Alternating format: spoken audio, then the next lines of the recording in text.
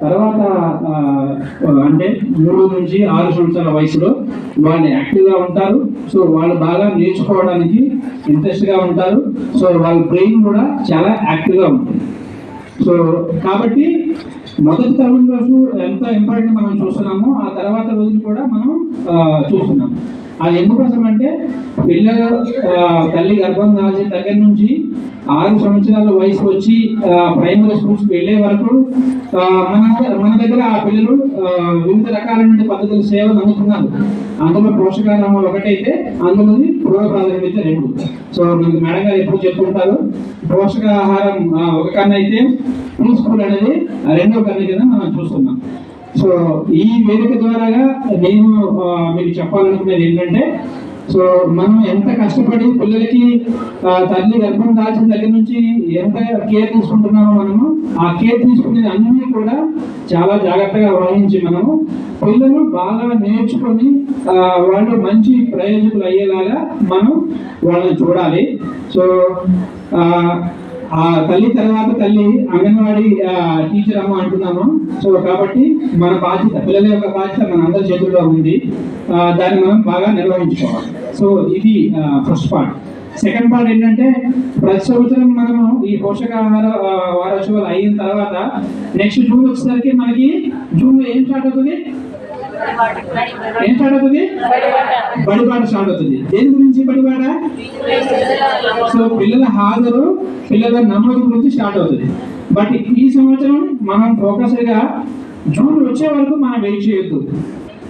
June వచ్చిన దాకా మనం వెయిట్ చేస్తే ఏమవుతుందంటే, సో జూన్ వరకు చాలా మంది పిల్లల యొక్క తల్లిదండ్రులు వాళ్ళ పిల్లల్ని ఎక్కడ జాయిన్ చేయాలనే నిర్ణయాలు తీసుకోవడం జరుగుతుంది. సో వాళ్ళ నిర్ణయం తీసుకోవడానికన్నా ముందుగానే మనకి పోషణ పక్ష వారోత్సవాలలో భాగంగా మనం ప్రతిరోజు ఒక కార్యక్రమం చేస్తున్నాం. ఆ కార్యక్రమం ద్వారాగా తల్లిదండ్రులు కలుసుకున్నాం, గ్రామస్తులు కలుసుకున్నాం, సో గృహ సందర్శనకు వెళ్తున్నాం. ఆ వెళ్ళిన సందర్భంలోనే ఈ పోషకాహారం గురించి మాట్లాడుతూ దాంతో పాటుగా ఎవరైతే 2 సంవత్సరాలు 2.5 సంవత్సరాలు దాటిన పిల్లలు ఉంటారో సో వాళ్ళని మన అంగన్వాడీలో చేర్చుకునే దానికోసము వాళ్ళ ఆలోచనలు ఏ విధంగా ఉన్నాయి, వాళ్ళు ఏం ఆలోచిస్తున్నారు, వాళ్ళ పిల్లలకి ఎలాంటి విద్య కావాలనుకుంటున్నారు, సో వాళ్ళు మన దగ్గరికి పంపించాలంటే మనం ఏం మార్పులు చేసుకోవాల్సిన అవసరం ఉంది, టీచర్గా మనం వాళ్ళకి ఎలాంటి భరోసాను ఇవ్వాల్సిన అవసరం ఉంది అనేది మనం ఒకసారి ఆలోచించుకోవాలి. ఎందుకోసం అంటే చూసుకుంటే ఉన్నటువంటి అంగన్వాడీ పరిధిలో ఉన్నటువంటి పిల్లల 3 నుంచి 6 సంవత్సరాల వయసు పిల్లలలో సగం మంది మాత్రమే మన అంగన్వాడీకి ఎన్రోల్ అవుతున్నారు. అంటే ఒక 20 మంది పిల్లలు 2.5 నుంచి 6 years వయసు పిల్లలు అంగన్వాడీ పరిధిలో ఉంటే అందులో 10 మంది మాత్రమే అంగన్వాడీకి వస్తున్నారు, మిగిలిన 10 మంది బయటకు వెళ్తున్నారు. ఇది మన జిల్లా ఒకటే కాదు, సో రాష్ట్ర వ్యాప్తంగా కూడా డేటా ఇలాగే ఉంది. బట్ అది మనం కొంచెం మార్చుకోవాల్సిన అవసరం ఉంది. అది మారాలంటే మనం ఇప్పటి నుంచే పిల్లలకి ఎన్రోల్మెంట్ అవుతుంది, మనం ఇప్పటి నుంచే దాన్ని కంటిన్యూ చేయాలి. జూన్ వచ్చే వరకు వెయిట్ చేయదు.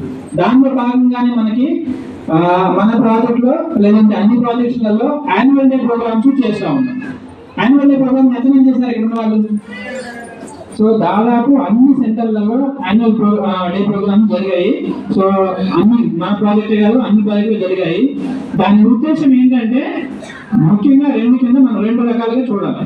ఒకటి, ఎవరైతే మన అంగన్వాడీలో పిల్లలు 5 సంవత్సరాలు నిండి వాళ్ళు నెక్స్ట్ పాఠశాలకు వెళ్తున్నారో సో వాళ్ళందరినీ ఏం నేర్చుకున్నారు మన అంగన్వాడీలో, సో ఈ 3 సంవత్సరాలలో వాళ్ళ అభివృద్ధి ఏం జరిగింది అనేది అందరికీ తెలియచేస్తూ ఆ అభివృద్ధిని సో మిగిలిన నెక్స్ట్ క్లాస్కి వెళ్ళేలాగా మనం ఫెసిలిటేట్ చేయడం ఒకటి. అలాగే నెక్స్ట్ ఎవరైతే ఉన్నటువంటి పిల్లలు ఉంటారో వాళ్ళు, అంటే ఇప్పుడు ఆల్రెడీ చదువుతున్న పిల్లలు ఉంటారో వాళ్ళు, అలాగే చేరబోవడానికి సిద్ధంగా ఉన్నటువంటి పిల్లలు ఎవరైతే ఉంటారో వాళ్ళు, మన అంగన్వాడీలో ఎలాంటి విద్యా విధానం ఉంది, మన అంగన్వాడీ ద్వారాగా సో పిల్లలకి ఎలాంటి అభివృద్ధి అవకాశాలు అందుతున్నాయి, ఆటపాటల ద్వారా విద్య యొక్క ప్రాముఖ్యత ఏంటి అనేది ఆ వేదిక ద్వారాగా మనం తల్లిదండ్రులకి అవగాహన కల్పించినట్లయితే సో మన అంగన్వాడీలో పిల్లల యొక్క హాజరు శాతము అనేది పెరుగుతుంది, నమోదు పెరుగుతుంది. దాని ద్వారాగా సో ఎన్రోల్మెంట్ అనేది కొంచెం ఇంక్రీజ్ అయ్యి మనం మన యొక్క ఎన్రోల్మెంట్ని మెయింటైన్ చేయడానికి అవకాశం ఉంటుంది. సో మన రీసెంట్ గా ప్రతి దగ్గర మాట్లాడుతుంది ఏంటంటే ఎన్రోల్మెంట్ గురించి. సో దాని కొంచెం మనం ఫోకస్డ్ గా ఈ ఏప్రిల్ నుంచి ప్రారంభించి జూన్ మనకి ఏదైతే బడిబాట వచ్చే వరకు మనం కంటిన్యూ చేయగలిగితే కనీసం ఒక 20% అయినా మనం ఇంప్రూవ్ చేసుకోవడానికి అవకాశం ఉంటుంది. ఈ ఎన్రోల్మెంట్ పెంచుకోవడానికి ఎలాంటి పద్ధతులు ఫాలో అవ్వాలి అనే దానికోసము మనకి కొత్తగా వచ్చిన సిలబస్ బుక్ ఏదైతే ఉందో దానికి మూడవ పుస్తకం ఉంది కదా అందరి దగ్గర. మూడవ పుస్తకం ఉందా? మూడవ పుస్తకంలో 135 పేజీలో సో ఏ పద్ధతులలో మన పిల్లల యొక్క హాజరు నమోదు పెంచుకోవచ్చు అనేది మనకు వివరంగా రాయడం జరిగింది. దాన్ని ఆధారంగా చేసుకొని మన పిల్లల యొక్క తల్లిదండ్రులు కలిసి మన అంగన్వాడీలో ఇన్వాల్వ్ చేసుకుంటే ఎలాంటి విద్యా విధానం మన అంగన్వాడీ ద్వారా కల్పిస్తున్నాము అనేది ప్రతి ఒక్క తల్లిదండ్రులకి మనం చెప్పాల్సిన అవసరం ఉంది. అలా చెప్పి వాళ్ళని అంగన్వాడీలో నమోదు చేయాల్సిన అవసరం ఖచ్చితంగా ఉంది. దానికోసం మీరు ఇప్పటి నుంచే ప్రణాళిక చేసుకోవాల్సిన అవసరం ఉంది. ఆ ప్రణాళిక ఎలా ఉండాలంటే ఎవరు పిల్లలు 2.5 సంవత్సరాలు దాటిన పిల్లలు మీ దగ్గర టీనేజర్ పిల్లలు ఎవరైతే ఉన్నారో మీకు దగ్గర అందరి దగ్గర లిస్ట్ ఉంటుంది. ఒక లిస్ట్ ప్రిపేర్ చేసుకోవడము, సో అలాగే ఇప్పుడు వస్తున్న పిల్లల లిస్ట్ ప్రిపేర్ చేసుకోవడము, అలాగే బయటకు వెళ్ళే పిల్లల యొక్క లిస్ట్ ప్రిపేర్ చేసుకోవడము.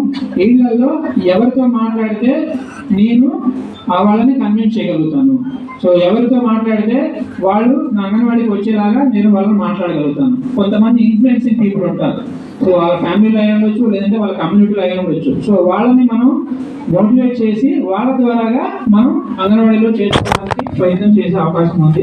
ఆ లిస్ట్ ప్రిపేర్ చేసుకొని so door to door visit చేసి మనం వాళ్ళందరికీ కొంచెం అవగాహన కల్పించి ప్రీ స్కూల్ యొక్క ఇంపార్టెన్స్ ని వాళ్ళకి తెలియచేసి అందులో అంగన్వాడీలో ఉన్నటువంటి ప్రీ స్కూల్ యొక్క ఇంపార్టెన్స్ అంటే బయట స్కూల్లో ఏదైతే ప్రైవేట్ స్కూల్లో ఉన్నటువంటి విద్యా విధానానికి మన దగ్గర ఉన్నటువంటి విద్యా విధానానికి ఆ డిఫరెన్స్ ఏంటనేది మనం అర్థమయ్యేలాగా చెప్పగలిగితే సో వాళ్ళు కొంచెం మన అంగన్వాడీలో పిల్లల్ని నమోదు చేసుకోవడానికి అవకాశం ఉంటుంది. దాని ద్వారా మన డెవలప్మెంట్ ని ఇంప్రూవ్ చేసుకోవడానికి అవకాశం ఉంటుంది.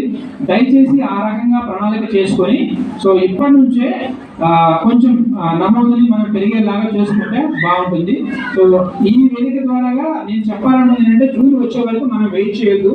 ఇప్పటి నుంచే మనం పిల్లల్ని పెంచుకునే కార్యక్రమం, నమోదు చేసుకునే కార్యక్రమాన్ని మనం ప్రణాళికబద్ధంగా చేసుకుంటే బాగుంటుంది. దానికి మనకి ఏదైతే యాన్యువల్ డే అనేది ఒక వేదిక దొరికింది, దాన్ని అక్కడితో ఒక ప్రోగ్రామ్ లాగానో ఒక ఈవెంట్ లాగానో చేసి వదిలేయద్దు.